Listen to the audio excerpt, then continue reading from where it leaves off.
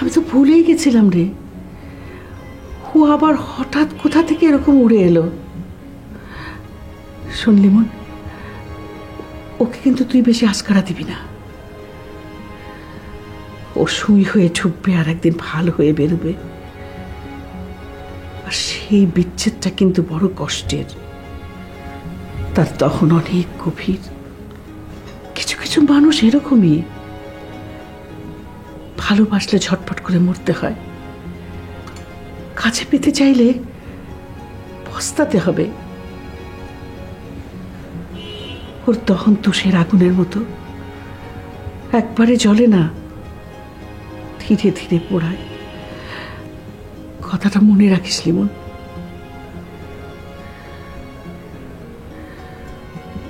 মনে রাখবো। আচ্ছা লিমন, তোর আর নীলের ভেতরে কি কোনো সমস্যা হয়েছে? আরে মা আর বলো না, নীল সেই আগের মতো আর নেই। ও কোনো রকম আমাকে এড়িয়ে চলতে পারলেই বাঁচে।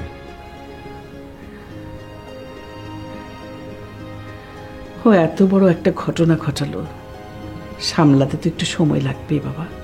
তো সেই সময়টা আর কত লাগবে? সেটা আল্লাহই বলতে পারে, আমি জানি না। আচ্ছা মা, আমি যদি এখন থেকে নীলকে এড়িয়ে চলি, তাহলে কি ও আমাকে পাওয়ার জন্য আরো মনোযোগী হবে না? মানে আমি যদি অন্য মেয়ের হাত ধরে হাঁটি, তাহলে কি ও জেলাস ফিল করবে না মা? তোর মতলবটা কি আমাকে একটু খুলে বলতো। মা আমি না একটু একটু করে নীলকে হারিয়ে ফেলেছি। আমার কিন্তু ওকে সেরকম মনে হয়নি। আমি তো দেখলাম।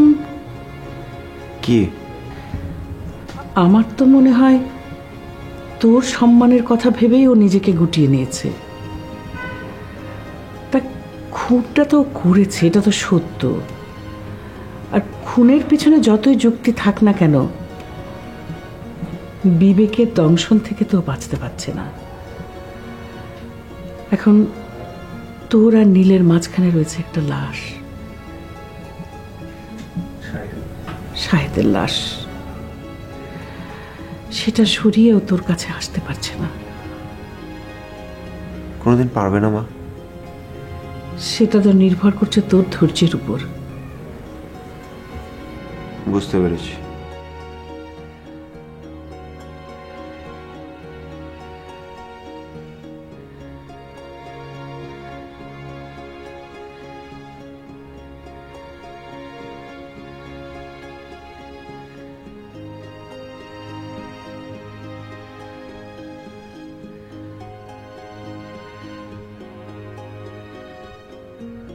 তোমার ফোনটা বের করো, গুগলে যাও, রেহানা জব বাড়ি দিয়ে সার্চ দাও।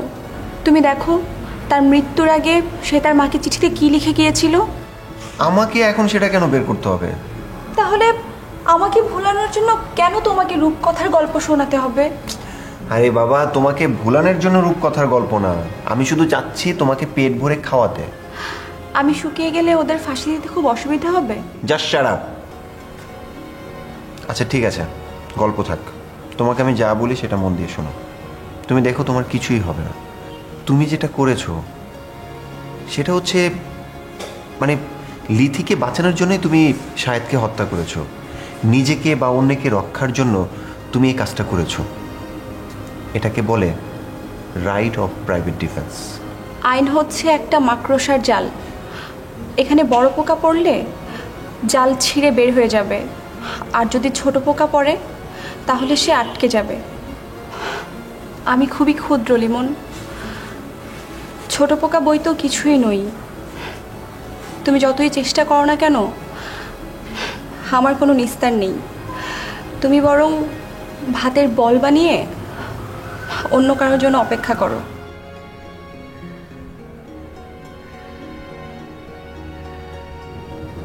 বাবা আমার জন্য তখন বিপদে পড়েছে।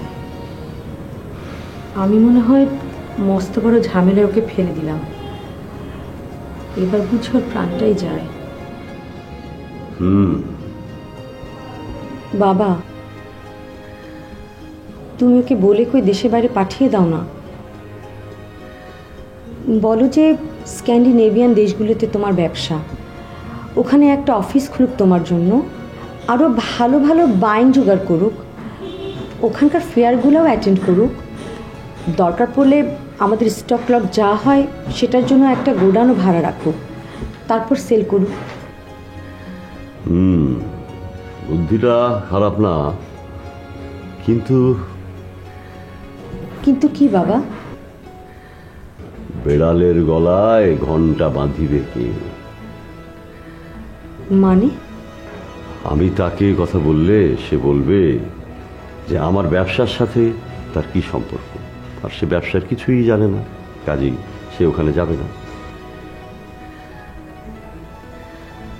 বাবা তাহলে? তুই স্বপনকে বল, ও যেন তপনকে যেভাবেই হোক বুঝিয়ে শুনিয়ে বলে কয়ে দেশ থেকে বের করে দেয়। আমার এই কথাটা ওনাকে বলতে লজ্জা হবে বাবা। কেন? আচ্ছা আচ্ছা, ঠিক আছে, আমি আমি স্বপনের সাথে ব্যাপারটা নিয়ে কথা বলবো। থ্যাংক ইউ বাবা, কিন্তু যা করার জলদি করো। ঠিক আছে বাবা, তপনের সাথে দেখা হলে বলো আমি অফিসের হাল ধরার জন্য প্রাণপণ চেষ্টা করছি। ও শুনলে খুশি হবে। আরেকটা কথা বলো যে আমি ইচ্ছে করে ওর সাথে যোগাযোগ করছি না, কারণ আমি চাই না আমাদের কথার সূত্র ধরে ওকে কেউ ট্র্যাক করুক। ভালো।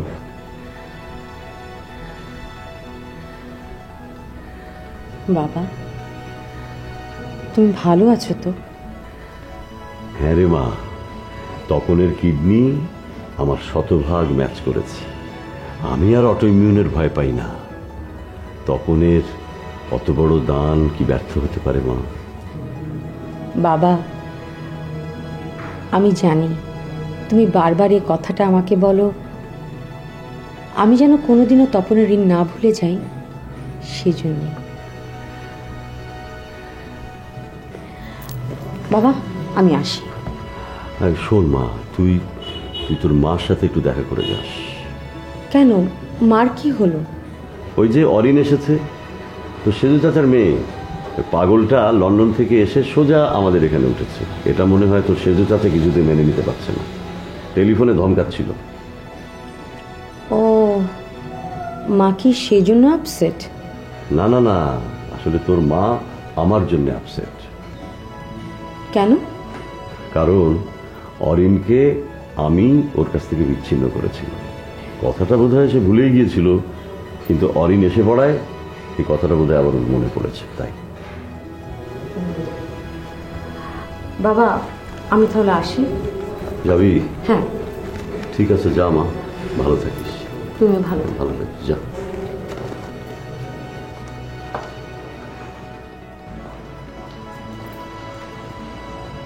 মা, মা,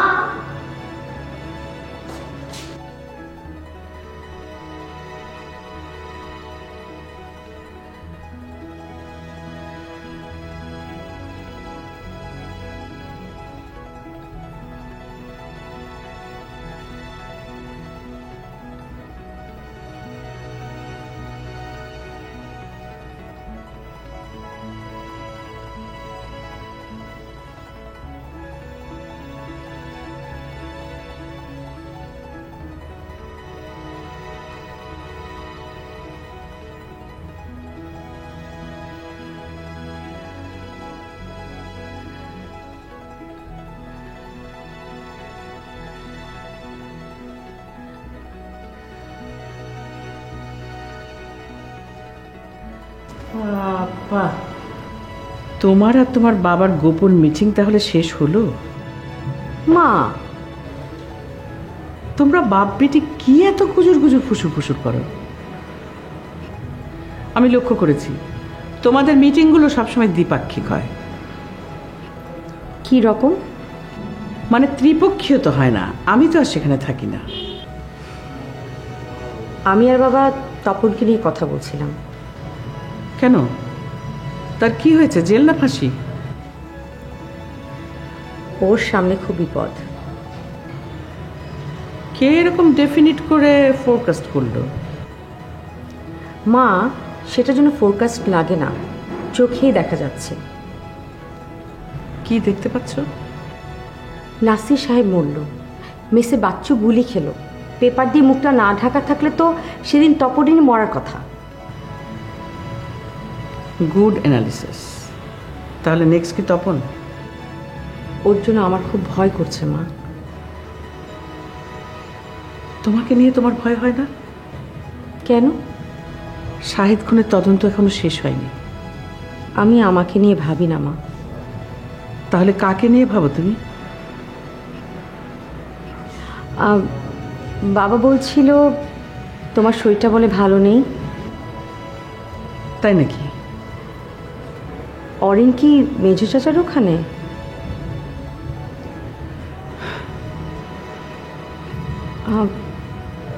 অরিন আর এখানে আসবে না? জানি না মা। অরিনের বিষয়ে আমাকে আর কোনো প্রশ্ন করবে না।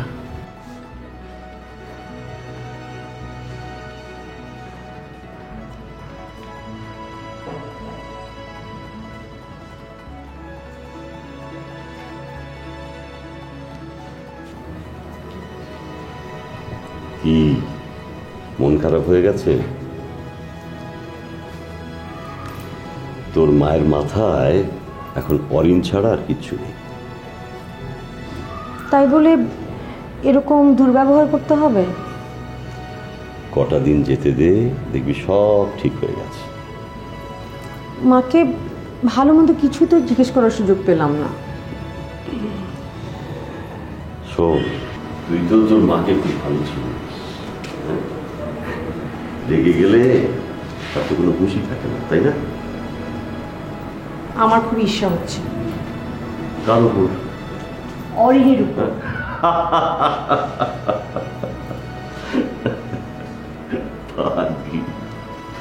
ভাবছি যে আমি একবার যাব কিনা। কোথায়? ফরিদের ওখানে। অরিনকে আনতে? হ্যাঁ। আমার মনে হয় না ফরিদকে আসতে দেবে। সেটা আমি দেখব। তাহলে যান। আপনি উপরে গিয়ে আপনার বন্ধুর কাছ থেকে অনুমতি চাইবেন। মানে? স্বামীর আজ্ঞা। আপনার কি ধারণা হাসি আপনাকে যেতে দেবে না?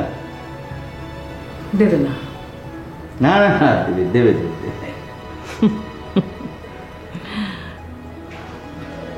কি হলো, আপনি আমার কথায় হাসছেন কেন? ভাই, আমাদের জীবনটা রিয়েলিস্টিকও নয়, আইডিয়ালিস্টিকও নয়। আমাদের জীবনটা হচ্ছে রূঢ় বাস্তবের। ছোটবেলায় ছিলাম বাবার অধীন, বিয়ের পর স্বামীর অধীন, স্বামীর মৃত্যু হলে সন্তানের অধীন। আসলে মেয়েদের জীবনটাই হচ্ছে বন্দি জীবন। না ভাবি না, এটা বন্দিত্ব না, এটা হচ্ছে বন্ধন। বন্ধন মানে? ভাবি, আপনি যেটাকে বন্দিত্ব বলছেন সেটা আসলে হচ্ছে ভালোবাসার বন্ধন, জন্ম জন্মান্তরের বন্ধন। বাবা আমি আসি। আচ্ছা যা, শোন, পৌঁছে কিন্তু ফোন দিবি। ওকে বাবা। যাবো।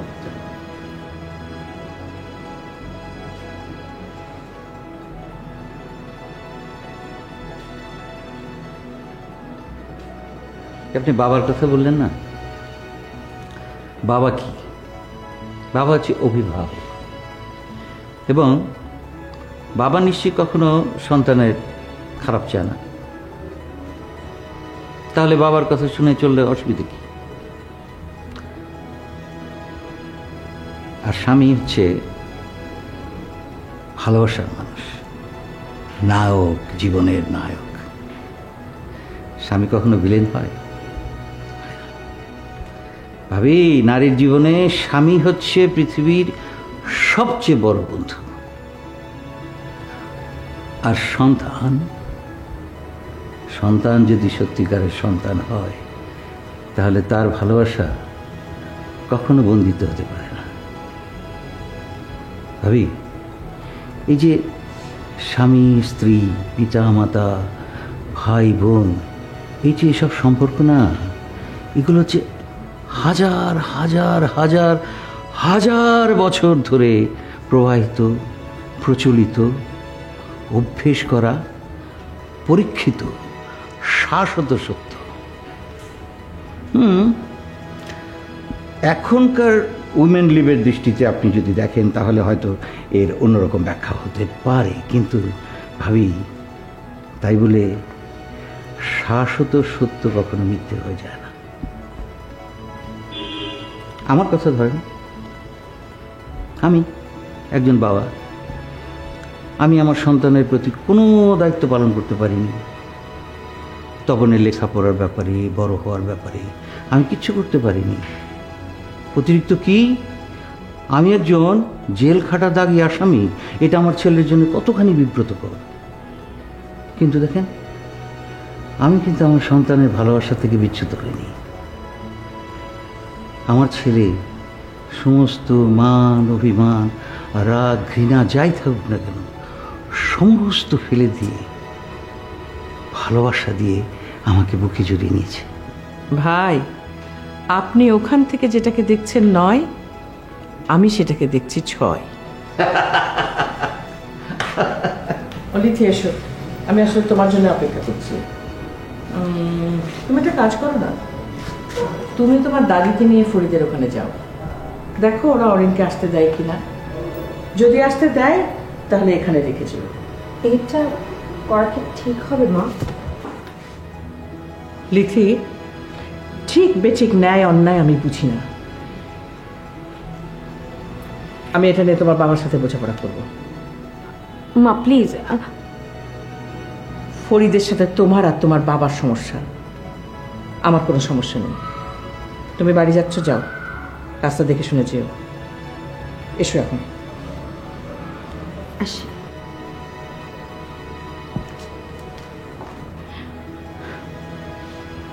ভাই, আপনি যাবেন আমার সাথে ফরিদের বাসায়, নাকি আপনারও সমস্যা আছে? হ্যাঁ ভাবি, আছে। ভাবি, একটা মানুষ লোক পাঠিয়ে আমার তত্ত্ব তালাশ করছে। বাড়ির সামনে মোটর বাইকে দাঁড়িয়ে থাকে, খোঁজ খবর নেয়। কে লোকটা? আপনার ধারণা যদি সত্যি হয়ে থাকে তাহলে যে মানুষটা আমাকে মারতে চায়, তপনকে মারতে চায়, তার ওখানে যাওয়া কি আমার পক্ষে সমীচীন হবে? ঠিক আছে, আপনাকেও যেতে হবে না, আমি একাই যাব। না,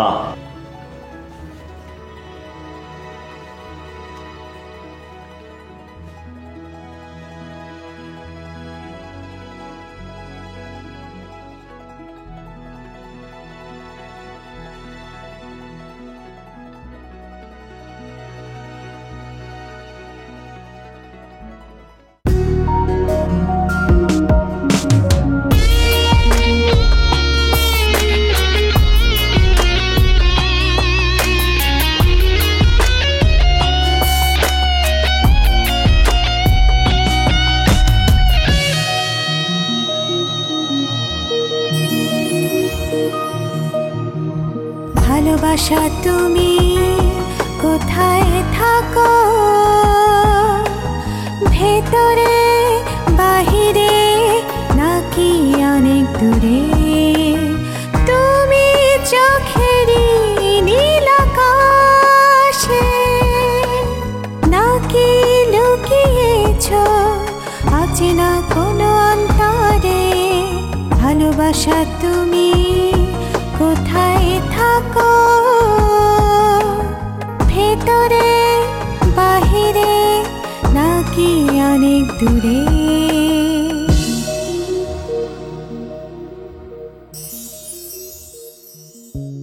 খুঁজি স্বপ্ন ছোঁয়া মনে, ইচ্ছে রঙে উদাসী বিকেলে।